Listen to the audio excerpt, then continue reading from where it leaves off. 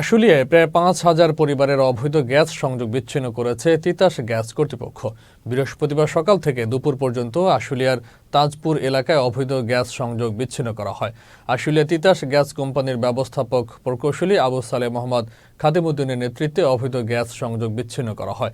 এ সময় ২ কিলোমিটার জুড়ে প্রায় ৬০০ বাসা বাড়ির সংযোগ বিচ্ছিন্ন সহ রাইজার ও চুলা জব্দ করা হয়। ভুক্তভোগীরা জানায়, প্রায় ১ বছর আগে স্থানীয় যুবলীগ নেতা ইউসুফ মণ্ডলের নেতৃত্বে মোটা অঙ্কের টাকার বিনিময়ে প্রতিটি বাসা বাড়িতে অবৈধ গ্যাস সংযোগ দেওয়া হয়। এ বিষয়ে প্রকৌশলী আবু সালেহ মোহাম্মদ খাদিমউদ্দিন বলেন, অবৈধ গ্যাস সংযোগকারীদের বিরুদ্ধে মামলা করা হবে।